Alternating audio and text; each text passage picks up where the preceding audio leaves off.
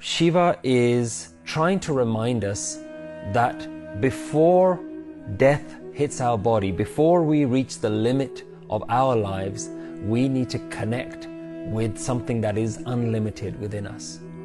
The iconography of Shiva is very interesting. You see Shiva as someone who has a snake coiled around its neck, and his skin is always this blue color because his skin is covered in ashes.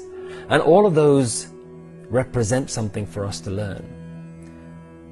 Shiva really reminds us that death is always around our necks, and at any time the snake of death can bite. And the blue skin that is covered in ash represents that everything that you know and everyone is eventually going to turn to dust. Everything that we experience in our life isn't going to last forever. He is trying to remind us that before death hits our body, before we reach the limit of our lives, we need to connect with something that is unlimited within us. Shiva is seen as the highest yogi, as the one who has started all schools of yoga, the one who brought all yogic wisdom to mankind. And he's not just a yogi.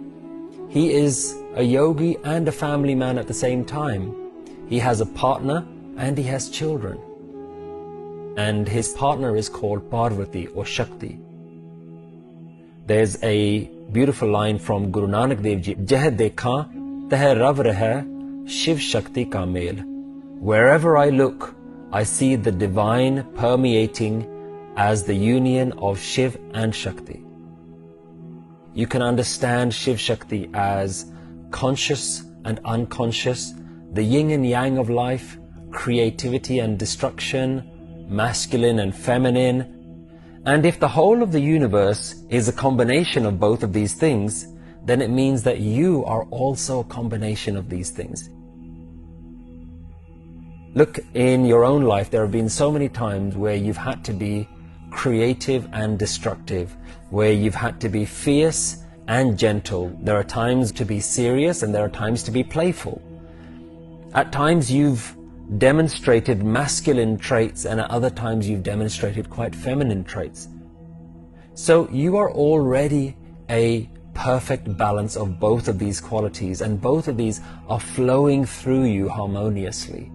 But the most important thing to remember, and the wisdom that the Guru is starting to give us here, neither of these are yours. Shiv and Shakti do not belong to you.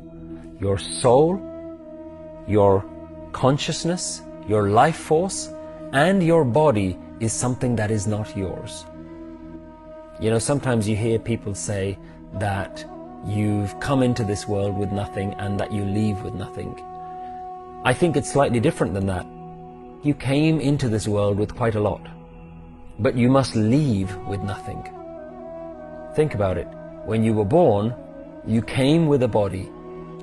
You came with a mother and father, and maybe when you were born, your parents took you home so you had a home to go to. They wrapped you in nice clothes, and they gave you food to eat. So when you came into this world, you came into a lot of different things. But when you leave, you must leave it all behind. Absolutely nothing can go with you.